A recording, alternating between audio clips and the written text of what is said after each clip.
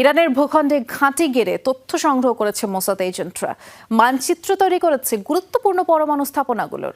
একাধিকবার ছদ্মবেশে আইআরজিসি হেডকোয়ার্টারে প্রবেশ করেছে গুপ্তচররা।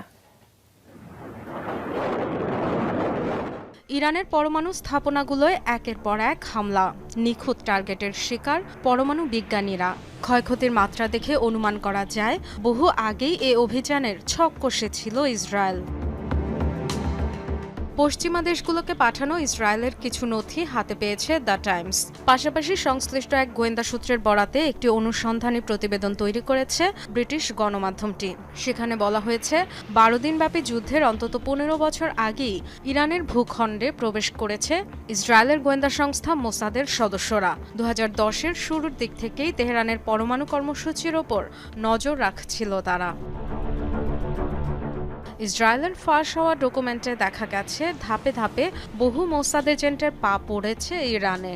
3 প্রধান পরমাণু স্থাপনা নাতাঞ্জ, ফোর্দো ও ইস্ফাহানের পাশাপাশি সানজারিয়ান নূর সহ আরও কয়েকটি কেন্দ্রেও অনুপ্রবেশ করেছে গোয়েন্দারা। তৈরি করেছে মানচিত্র। ছদ্মবেশে প্রবেশ করেছে আইআরজিসি হেডকোয়ার্টার্সেও। এছাড়াও পরমাণু কর্মসূচির সাথে জড়িত প্রতিটি ওয়ার্কশপ ও কারখানায় গিয়েছে মোসাদ এজেন্টরা, এমন তথ্য জানানো হয়েছে প্রতিবেদনে। তেল আবিবের অভিযানের টার্গেটও হয়েছে সেগুলো। গোয়েন্দা নথির ভিত্তিতে দ্য টাইমসের দেয়া তথ্য বলছে, যুক্তরাষ্ট্রের হামলার টার্গেট হয়েছে ইরানের প্রধান পরমাণু স্থাপনা নাতাঞ্জের 7টি অংশ। ম্যাপ আর ভূগর্ভস্থ কাঠামোর বিষয় তথ্যের ভিত্তিতেই নির্ধারণ করা হয়েছে টার্গেট। আক্রান্ত হয়েছে ইলেকট্রিক অবকাঠামো, গবেষণা ভবন, ট্রান্সফরমার স্টেশন ও ব্যাকআপ জেনারেটর।